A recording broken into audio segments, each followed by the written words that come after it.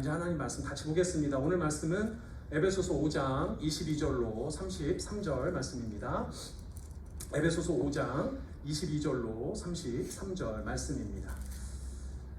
에베소서의 마지막 부분인데요. 우리 하나님 말씀입니다. 다 같이 일어나서 한 절씩 교독하고 마지막 32절, 33절 두 절을 합독하도록 하겠습니다. 하나님 말씀입니다. 다 같이 일어나서 제가 먼저 한 절 읽고요. 여러분들 한 절 읽겠습니다. 아내들이여 자기 남편에게 복종하기를 주께 하듯 하라. 이는 남편이 아내의 머리됨이 그리스도께서 교회의 머리됨과 같음이니 그가 바로 몸의 구주시니라. 그러므로 교회가 그리스도에게 하듯 아내들도 범사에 자기 남편에게 복종할지니라. 남편들아 아내 사랑하기를 그리스도께서 교회를 사랑하시고 그 교회를 위하여 자신을 주심같이 하라. 이는 곧 물로 씻어 말씀으로 깨끗하게 하사 거룩하게 하시고 자기 앞에 영광스러운 교회로 세우사 티나 주름 잡힌 것이나 이런 것들이 없이 거룩하고 흠이 없게 하려 하심이라. 이와 같이 남편들도 자기 아내 사랑하기를 자기 자신과 같이 할지니 자기 아내를 사랑하는 자는 자기를 사랑하는 것이라. 누구든지 언제나 자기 육체를 미워하지 않고 오직 양육하여 보호하기를 그리스도께서 교회에게 함과 같이 하나니 우리는 그 몸의 지체이나. 그러므로 사람이 부모를 떠나 그의 아내와 합하여 그 둘이 한 육체가 될지니 함께 있습니다. 이 비밀이 크도다. 나는 그리스도와 교회에 대하여 말하노라. 그러나 너희도 각각 자기의 아내 사랑하기를 자신같이 하고 아내도 자기 남편을 존경하라. 아멘. 앉아주시기 바랍니다. 제가 잠깐 기도하고 말씀 전하겠습니다. 존귀하신 아버지, 오늘도 주님 앞에 예배하게 하시니 감사합니다. 아버지 하나님께서 받아주시는 예배 가운데 우리 사랑하는 성도님들 모든 몸과 마음과 영혼을 생명을 다해 주 앞에 예배드리게 하시고 이제 전해주시는 주의 말씀 가운데 아멘으로 화답할 수 있도록 주께서 역사하여 주시옵소서. 부족하고 허물 많은 종을 세우셨습니다. 종의 허물은 가리시고 온전히 아버지 하나님의 영광만 드러낼 수 있도록 인도하여 주시옵소서. 감사드리며 존귀하신 예수님의 이름으로 기도드립니다. 아멘. 할렐루야. 우리 서로 인사 나누겠습니다. 사랑합니다. 축복합니다. 사랑합니다. 축복합니다. 오늘 날씨가 너무 좋은데요. 그 좋은 날씨 가운데서도 예배당에 오신 여러분들 주님의 놀라우신 은혜로 가득한 시간이 되시기를 축복합니다. 아멘. 자, 피차의 진실이라는 제목으로 말씀을 전하겠습니다. 오늘 본문 읽으시면서 그런 생각이 드셨을지도 모르겠어요. 드디어 문제의 본문이 등장했다. 설교를 설교를 듣고 나서 들은 후에 돌아가는 차에서 수많은 부부가 부부싸움이 일어나게 만든다는 바로 그 본문.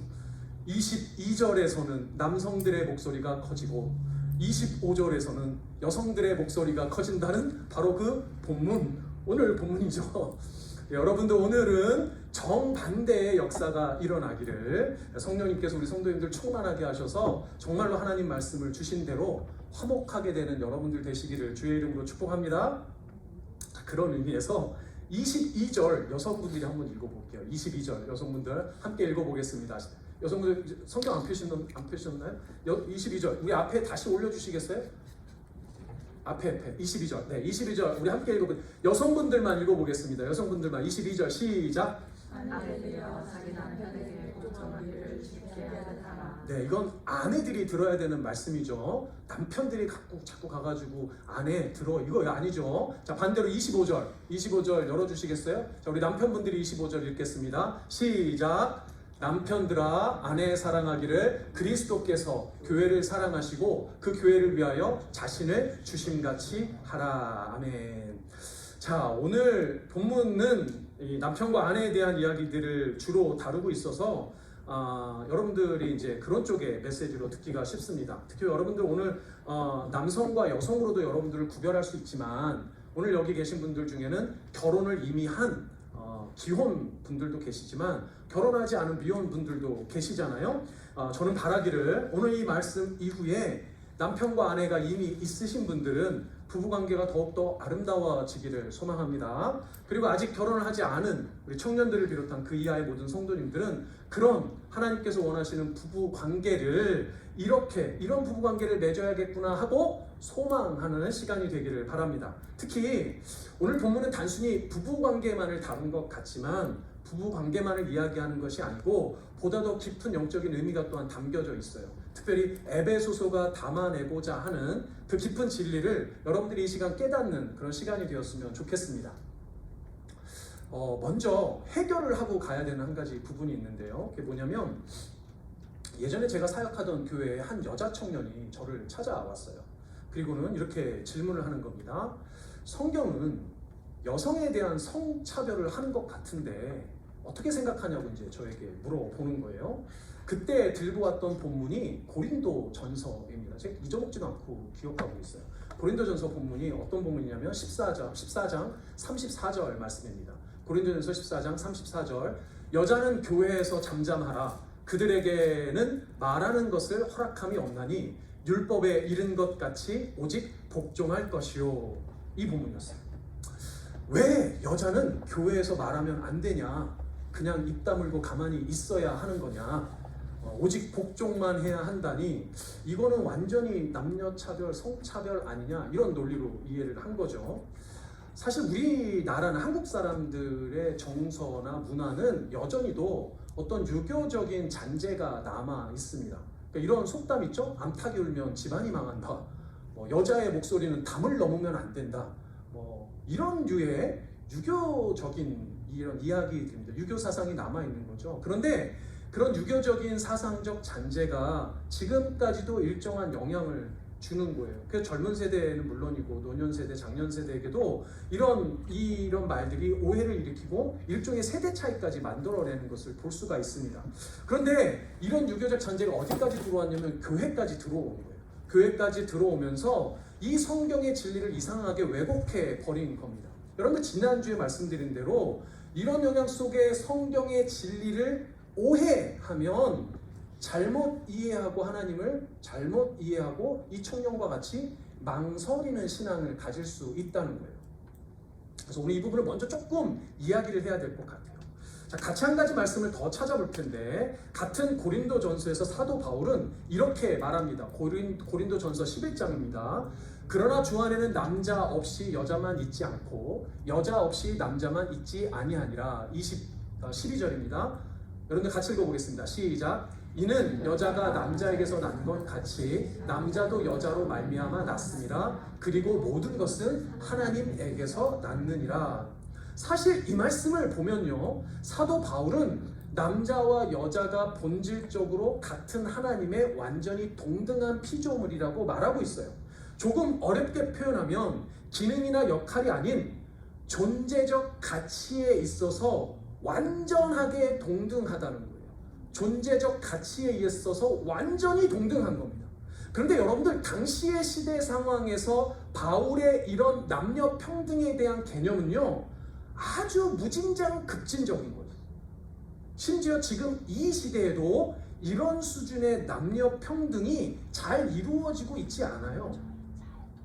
그러나 바울 당시의 헬라 문화, 로마 사회는요, 완전히 남성 중심 사회였습니다. 한두 번 언급한 것처럼 여성은 사람의 취급을 받지 못할 정도였어요. 사고 파는 물건의 개념이었고 노예의 개념이었단 말이죠. 그런 생각이 완전히 상식이었던 그런 세상에서 남녀는 하나님 안에서 완전히 동등한 가치의 존재다라고 말하는 건 파격 그 자체였단 말이에요. 그렇다면 바울은요, 왜 이런 우리로 하여금 남녀 차별을 이야기하는 것과 같은 이런 오해를 불러일으키는 이런 뉘앙스의 말을 했을까요? 사실 이게 자세한 내용들은 물론 그 본문에 가서 해야겠지만 이 시간은 간단하게 배경을 원리적으로만 말씀드리면 이렇습니다. 사도 바울 당시의 고린도 교회는 내홍을 겪고 있었어요. 교회 안에 문제가 있었습니다. 어떤 문제가 있었냐면 서로 다툼이 많았어요. 싸움이 많았어요. 여러분들이 혹시 기억하는 대표적인 그 예가 뭐냐면 고린도 교회 안에는 분파가 있었습니다. 바울파, 아볼로파, 베드로파, 심지어는 예수파가 있었어요. 그리스도파가 있었단 말이죠. 그리고 파벌이 나뉘어서 서로 계속 분쟁하고 싸우고 다투는 겁니다. 이런 상황에 있었던 교회에 사도 바울이 고린도전서 편지를 쓴 거죠. 여러분들 다툼이 가장 많았던 이유가 뭐냐면 잘 들어보세요. 서로 다름에 대한 인정과 그 다름을 조화롭게 할 수 있는 질서가 없었기 때문이에요. 다시 한번요. 서로 다름의 인정과 그 다름을 조화롭게 만들 수 있는 질서가 없었기 때문에 이런 다툼이 일어났었단 말이죠. 그래서 사도 바울은 위에 말씀드린 저 고린도전서 14장에서 이렇게 그 맥락에서 다음과 같이 말을 합니다. 14장 33절입니다. 하나님은 무질서의 하나님이 아니시오 오직 화평의 하나님이시니라 라고 말씀하는 거죠. 그리고 저 14장의 마지막 절에서는 40절에서는 이렇게 말씀합니다. 여러분 같이 읽어보겠습니다. 시작. 모든 것을 품위 있게 하고 질서 있게 하라 라고 그 맥락을 마무리를 짓고 있어요.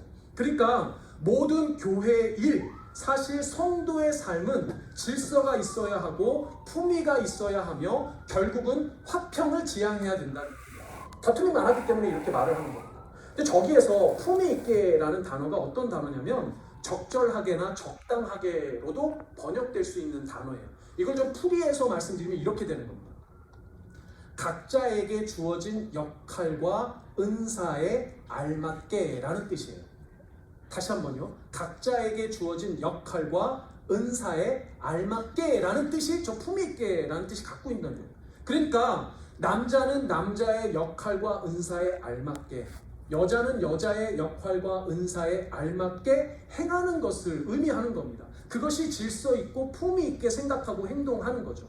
역시 고린도전서에서 바울이 이 부분을 다른 예로 또 설명을 하는 부분이 있는데 고린도전서 12장 은사장이라고 알려져 있는 고린도전서 12장 4절에서 7절까지 이렇게 이야기를 합니다. 한 장 더 넘겨주시겠습니까? 이렇게 말씀합니다. 은사는 여러 가지나 성령은 같고 직분은 여러 가지나 주는 같으며 또 사역은 여러 가지나 모든 것을 모든 사람 가운데서 이루시는 하나님은 같으니 각 사람에게 성령을 나타내심은 유익하게 하려 하심이라. 무슨 의미입니까? 여기서 같은 성령, 같은 주님, 하나님 안에 있는 성도들은 서로 다른 각자 다른 은사와 사역이 있다라고 말씀을 하는 거예요.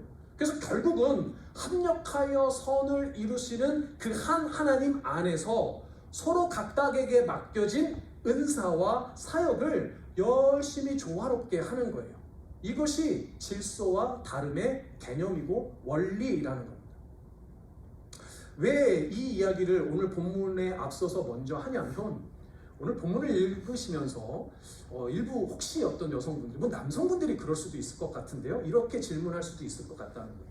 아니 목사님, 왜 이 성경은요 아내 보고는 남편에게 복종하라고 하고 남편에게는 아내를 사랑하라고 하느냐 말입니다. 똑같이 서로 복종하라고 하든지 똑같이 서로 사랑하라고 하든지 그래야 공평한 거 아니냐 이렇게 이해할 수도 있다는 거예요. 그리고 사실 이 복종이라는 표현이요 여성분들에게 좀 거슬릴 수 있을 것 같다는 생각이 들었어요. 그래서 오늘 이 본문을 다루기 이전에 여러분들 성경에서 이야기는 사실 앞에서 말씀드린 성경에서 말하는 질서의 개념이 무엇인지 다름의 개념이 무엇인지에 대한 원리적인 이해가 먼저 있어야 한다는 거예요. 아내는 아내로서 여자로서 감당해야 되는 역할과 은사, 남편은 남편대로 그 역할과 은사가 서로 다르다는 겁니다. 그러니까 각자에게 맡겨진 그 역할을 위해서 주신 각양의 은사대로 서로를 대하는 것이 질서 있고 품위 있게 행하는 거라는 거예요. 그래서 분명히 이것을 먼저 여러분들 확인하고 믿고 확신했으면 좋겠습니다. 성경은, 그러니까 기독교는 남녀 존재 가치가 완전히 동등하고 평등하다고 말하며 우리 또한 그렇게 믿습니다. 아멘이시기를 소망합니다. 여기에 있는 성도님들이 남성이든 여성이든 여러분들은 모두 똑같이 한 하나님의 형상으로 창조되어진 완전히 동등한 가치의 존재라는 거예요. 똑같이 하나님께 소중하게 사랑받는 소중한 하나님의 자녀이며 똑같이 그리스도 안에서 구원받은 하나님의 성도들이라는 거예요. 그러니까 여러분들 오해 마시기 바랍니다. 여러분들은 주님 앞에 동등한 존재들입니다. 믿으시는 여러분들 되시길 바랍니다. 이게 전제가 되어야 한다는 거예요. 자, 그런데 오늘 본문 말씀이 이제 좀 들어가 보면 반전이 있어요. 반전이 있고 오히려 저도 남자인데 자세히 들여다보니 남자 입장에서 좀 불리하게 느껴지는 것 같은 생각마저 들더라는 거죠. 그래서 오늘 남성분들 정신 잘 차리고 들으시기를 바랍니다. 먼저 아내와 남편에게 바울이 뭐라고 권면하는지 다시 한번 보겠습니다. 22절에서 바울은 이렇게 말합니다. 아내들이여 자기 남편에게 복종하기를 죽게 하듯 하라 라고 말하죠. 이어서 25절에서는 이렇게 말합니다. 남편들아 아내 사랑하기를 그리스도께서 교회를 사랑하시고 그 교회를 위하여 자신을 주심같이 하라 라고 말합니다. 먼저 아내는 남편에게 복종하라, 그리고 남편은 아내에게 사랑하라 라고 분명히 말씀하죠. 여기서 복종이라는 단어는 종종 우리 한글 성경에 순종이라고도 번역이 됩니다. 근데 이게 원어가 가지고 있는 어원적인 의미를 보면 뭐뭐 아래에 배열하다 두다라는 뜻이에요. 다시 한번요. 뭐뭐 아래에 배열하다 두다라는 뜻이에요. 자, 그러면 이거 뜻 자체가 뭐를 가지고 있냐면 순서와 질서를 가지고 있다는 거예요. 뜻 자체가 순서가 있다는 것이고 질서가 있다는 것을 전제로 하고 있어요. 그러니까 복종하라 순종하라라는 것은 순서와 질서가 있다는 겁니다. 23절에서 바울은요, 남편이 아내의 머리가 된다라는 순서와 질서의 개념을 교회의 머리 대신 그리스도로 비유하고 있어요. 여기에서 분명한 사실은 남편과 아내의 관계는 질서의 관계라는 겁니다. 그러니까 여러분들, 리더십은 분명히 남자에게 있어요. 남편에게 있다는 겁니다. 여기에서 이것을 인정하지 않으면 안 돼요. 여성분들이 인정하셔야 되고 그 질서를 따라 남편에게 순종해야 한다는 겁니다. 이것이 분명한 성경의 말씀이라는 거예요. 그런데 이것이 실천적으로 여성들에게 불리하거나 혹은 차별적인 표현인가? 이 부분은 조금 더 들어보시고 다시 한번 스스로 질문해 보시기 바랍니다. 반대로 바울은요, 남편들에게 아내를 사랑하라고 말합니다. 그런데 바울이 남편들에게 사랑하라고 말하는 건 그냥 사랑하라고만 말하지 않고요, 부연 설명이 되게 깁니다. 이렇게 얘기하죠. 그리스도가 교회를 사랑하듯 사랑하라, 교회를 위하여 자신을 주신같이 사랑하라, 자기 자신같이 사랑하라 라고 부연 설명을 계속 붙여요. 그런데 여기서 사용된 사랑하라라는 단어는 사랑이라고 번역되는 여러 헬라어 중에 어떤 단어냐면 아가파오예요. 여러분들이 가장 잘 아시는 아가페에서 분구한 아가파오라는 단어입니다. 이 아가파오의 사랑은 하나님이 인간을 사랑할 때 쓰는 그 완전한 사랑의 단어예요.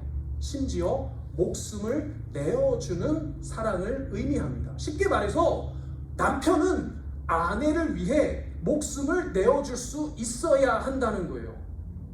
와우. 순종이 쉽다는 건 아닙니다. 그러나 죽는 것보다는 낫지 않겠어요? 그래서 아내된 여성분들이요, 복종이라는 단어에 너무 불쾌하지 마시기 바랍니다. 오히려 여러분들을 위해 목숨까지 내어 놓아야 하는 남편들에게 주어진 사랑의 명령이 더 무겁게 느껴지지 않냐는 거예요. 그런데 여기로 멈추지가 않아요. 한 가지가 더 있어요. 22절의 권면 후에 23절, 23절에 이어서 보아도 아내들에게는 남편 복종 이외에 다른 추가적인 권면이 없습니다. 그런데 남편에게 아내 사랑을 하라고 한 그 권면 이후에는 추가 조항이 붙어요. 그게 26절과 27절입니다. 26절, 이는 곧 물로 씻어 말씀으로 깨끗하게 하사 거룩하게 하시고, 27절 여러분들 같이 읽어보겠습니다. 시작. 자기 앞에 영광스러운 교회로 세우사 티나 주름 잡힌 것이나 이런 것들이 없이 거룩하고 흠이 없게 하려 하십니다. 자, 그런데 이게 한글로만 읽으니까요, 뭐가 생략되어 있냐면 목적어가 다 생략이 돼 있어서 선뜻 이해가 되지 않아요. 이걸 더 잘 번역해 놓은 게 영어 성경입니다. NIV 버전은 이걸 조금 더 잘 설명을 해놨어요. 여러분들 우리 같이 읽어보겠습니다. 영어 잘하시죠? 저랑 같이 또박또박 읽어보겠습니다. 시작. To make her holy, cleansing her by the washing with water through the word. 그 다음이요. And to present her to himself as a radiant church without stain or wrinkle or any other blemish, but holy and blameless. 자, 앞에 다시 띄워봐 주세요. 앞에. 저게 분명히 목적어가 다 있어요. 목적어가 다 뭡니까? her예요. her. 이 her는 다 아내를 의미하는 겁니다. 그러니까 뭘 의미하는 거냐면 남편들의 리더십을 통해서 하나님의 말씀으로 그들의 아내들이 거룩하고 정결하게 된다는 거예요. 남편들의 리더십을 통해서 아내가 영광스러운 교회의 모습으로 나타날 수 있다는 거예요. 남편들을 통해서 하나님은 그들의 아내에게 어떤 티나 주름이 없도록 흠이나 결점이 없게 하도록 역사하신다는 거예요. 다 남편의 리더십을 통해서입니다. 주름에도 책임이 있는 거예요. 본질적으로는 아내의 영적인 상태에 대한 이야기를 하는 거겠죠. 결국 남편들은 아내들의 영적 상태에 대한 무엇이 있다는 겁니까? 책임이 있다는 거예요. 제가 아내와 결혼하려고 마음을 먹고 그때 당시 제가 섬기던 교회에 이제 담임 목사님께 인사를 드리러 갔어요. 지금의 아내를 이제 인사도 시켜야 했겠고 또 주례를 사실 부탁드리러 이제 갔는데, 그렇게 가면 이제 목사님이 이제 권면을 하시지 않겠습니까? 야, 뭐 잘 살아라 뭐 이렇게 얘기를 하시지 않겠어요? 그런데 그때 생각이 저 지금도 나요. 정확히 저에게 얘기해 주신 게 딱 한마디였어요. 그게 뭐냐면, 준서가 결혼하면 아내를 책임져야 한다. 이거 딱 한마디였어요. 사랑해라, 더 많이 사랑해라, 뭐 행복하게 해줘라, 돈 많이 벌어다 줘라, 뭐 바람 피지 마라, 속 썩이지 마라, 뭐 이런 거 다 아니에요. 딱 한마디, 네 아내를 이제 책임져야 된다. 야, 그때는요, 아내가 너무 또 사랑해서 정신을 못 차리고 무조건 뭐 예, 아멘 뭐 했죠. 그런데 책임져라, 그 말이 그때는 그렇게 무서운 말인지 몰랐어요. 깨닫지 못했습니다. 그렇게 어렵고 무섭고 힘든 말인지 정확히 몰랐다는 거예요. 남편이 아내를 사랑하는 것은 곧 아내를 책임져라라는 의미거든요. 이제 결혼한 지 제가 한 23년 정도가 됐어요. 지금까지 같이 살아오다 보니 그 한마디에 다 들어있더라고요. 책임지라는 말 속에 사랑해라, 행복하게 해줘라, 돈 많이 벌어다 줘라, 바람 피지 마라, 속 썩이지 마라, 다 들어있더라고요. 다. 다시 질문해 보겠습니다.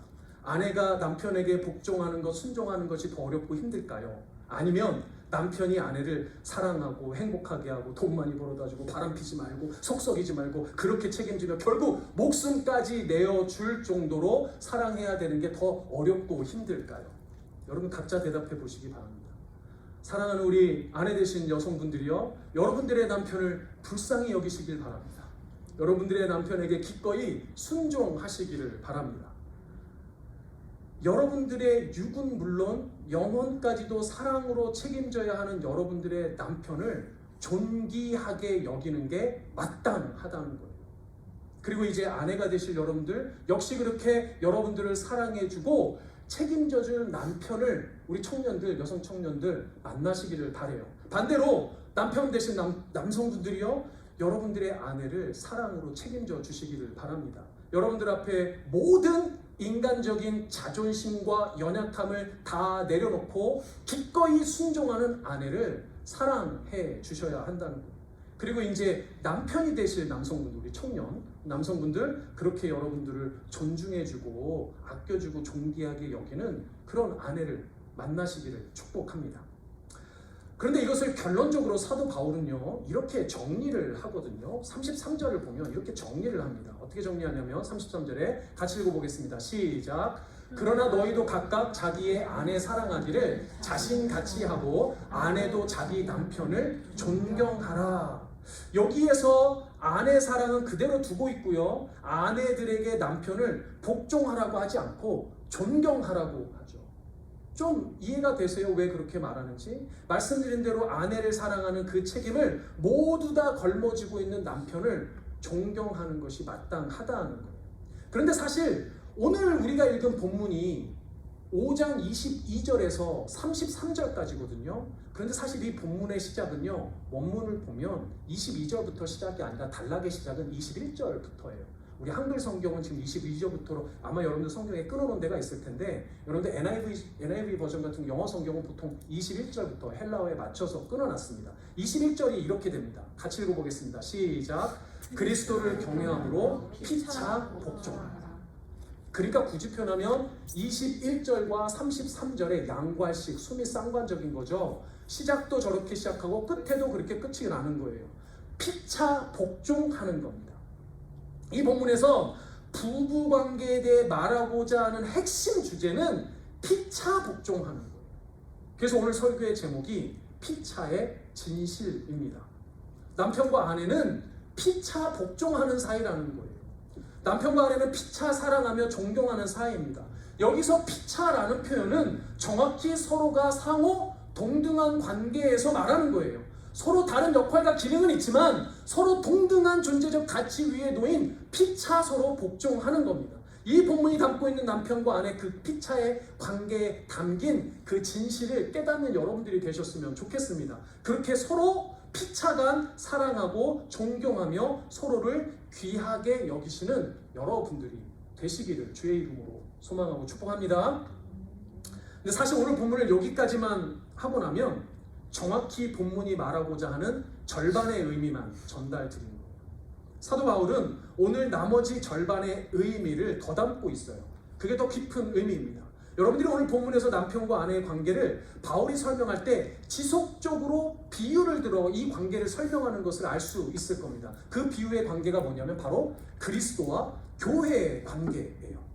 아내들에게 남편에게 복종하라는 부분에서 사도 바울은 22절에 죽게 하듯 하라 라고 말하죠. 이것을 풀어서 24절에서는 교회가 그리스도에게 하듯 하라 라고 설명을 합니다. 그리고 그 이유를 23절에서는 그리스도가 교회의 머리이기 때문이다 라고 교회와 그리스도 사이의 관계에 대해서 이야기를 하고 있죠. 그리고 남편들에게도 마찬가지입니다. 아내를 사랑하라고 하는 부분에서 그리스도가 교회를 사랑하듯이 사랑하라 라고 말하죠. 그리스도가 교회를 위해서 자신을 주신 가치, 그리스도가 말씀으로 교회를 거룩하게 한 것처럼 이렇게 남편들은 아내를 사랑하라고 말합니다. 그런데 여기서 교회는 정확히 성도를 의미해요. 우리 여러분들을 말하는 겁니다. 우리 성도들은 오직 그리스도에게만 순종하고 복종해야 한다는 거예요. 그리스도 위에 그 어떤 인간의 법이나 도덕이나 물질이나 인간관계가 우선이 되어서는 안 되는 겁니다. 오직 그리스도를 경외하고 오직 그리스도께만 복종하는 것이 성도예요. 이게 교회의 영적 질서입니다.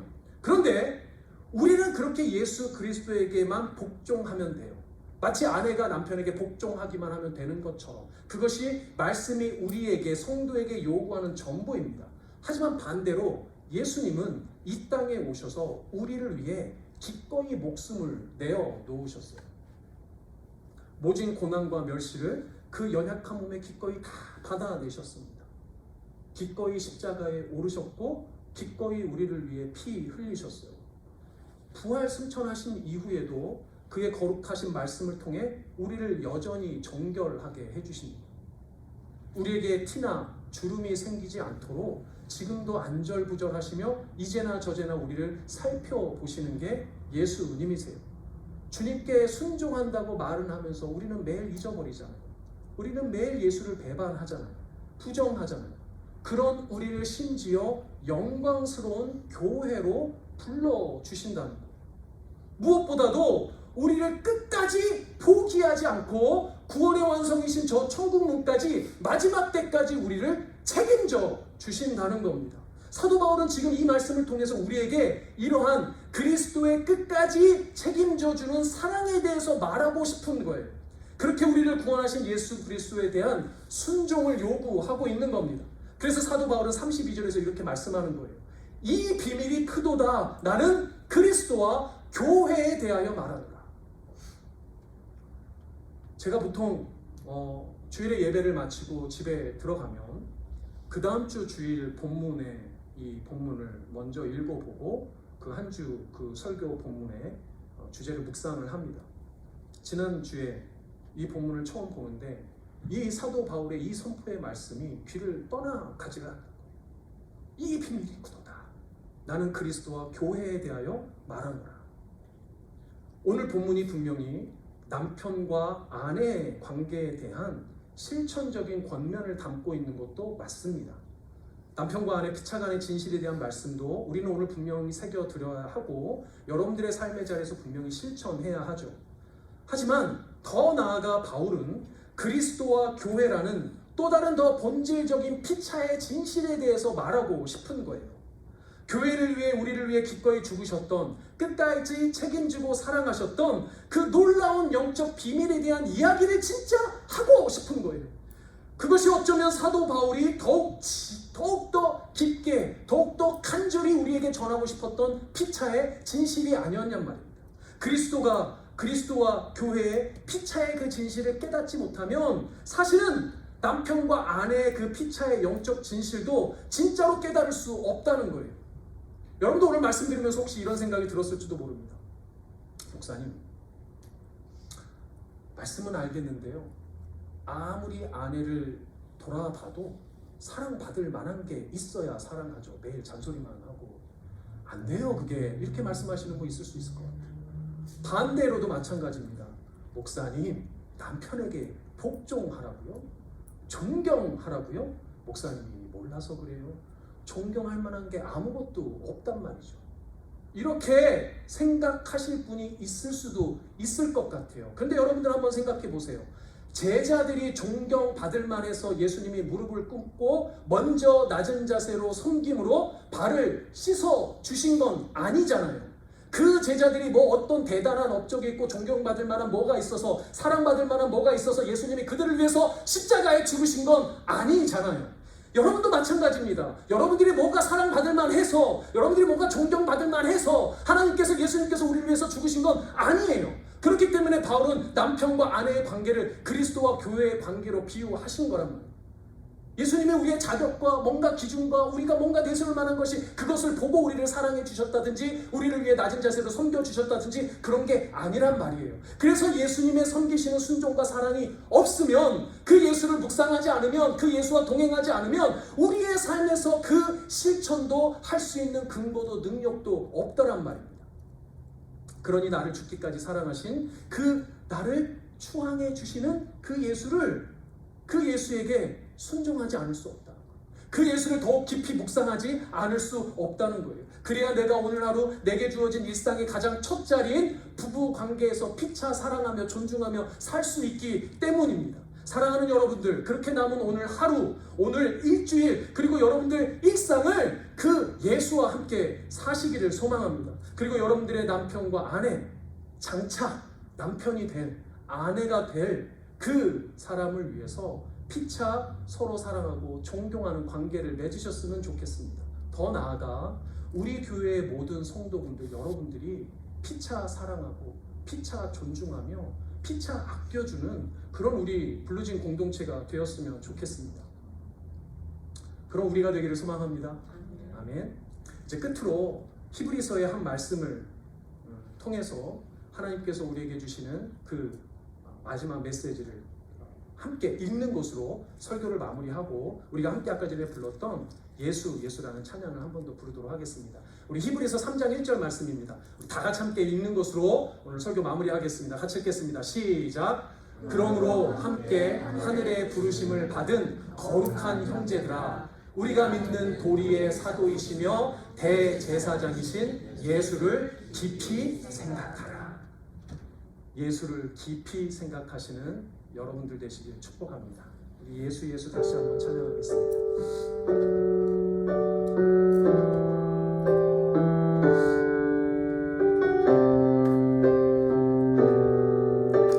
예수님을 묵상하며 예수의 이름 외치겠습니다. 슬픈 마음이 있는 자, 없는 자, 누구든지 부르시오. 예수 이름 부르시오. 예수 이름 부르시오. 그 이름을 믿는 자, 그 이름을 믿는 자, 그 이름을 부르는 자, 그가 어떤 사람이든, 그가 어떤 사람이든 그는 구원하라. 응답은 내게 없으나, 응답은 내게 없으나 가진 건 너에게 주니, 가진 건 너에게. 능력의 이름 예수라. 능력의 이름 그 이름을 붙드시오. 그 이름을 붙드시오. 그 이름을 믿는 자, 그 이름을 외치는 자, 그 이름을, 그가 어떤 사람이든, 그가 어떤 사람이든 그는 주의 영광 보고 우리 외치며 부르겠습니다. 예수,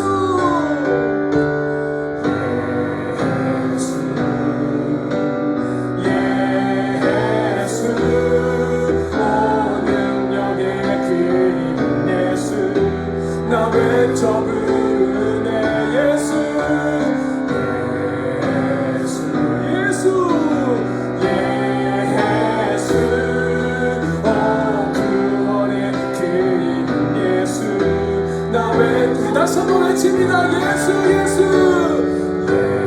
예수 아멘 예수 오 능력의 그 예수 나 외쳐 부릅니다 예수